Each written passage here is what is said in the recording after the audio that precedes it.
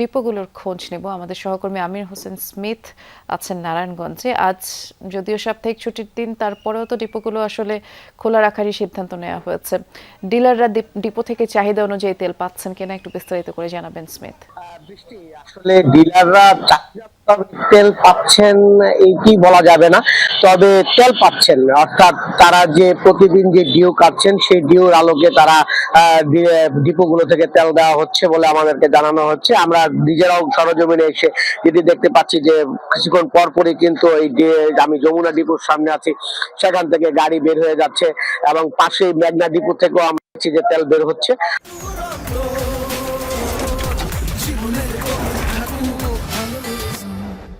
অর্থাৎ তারা বলছে যে চাহিদার তুলনায় কিছুটা কম তেল তাদেরকে সরবরাহ করা হচ্ছে।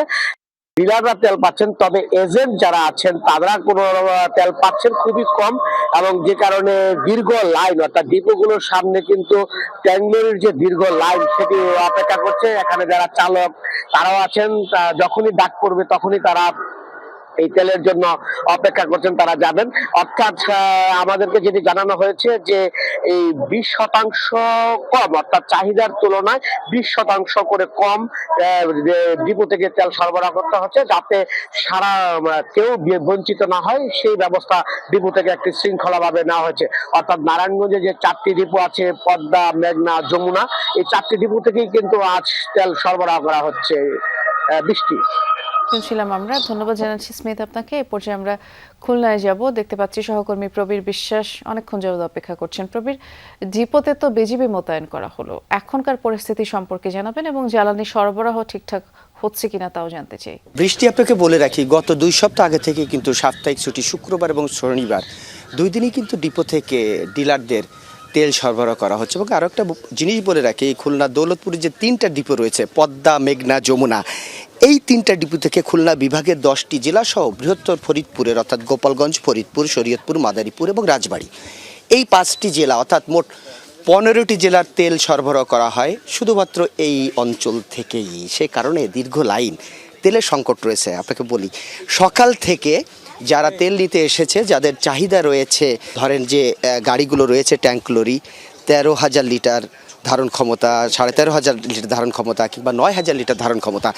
এই সব ধারণ ক্ষমতার গাড়িগুলোতে দেওয়া হচ্ছে 3,000, 4,000, 5,000, 6,000। কেউ কেউ অকটেন দিলে তাকে পেট্রোল দেওয়া হচ্ছে না, পেট্রোল দিলে তো ডিজেল দেওয়া হচ্ছে না।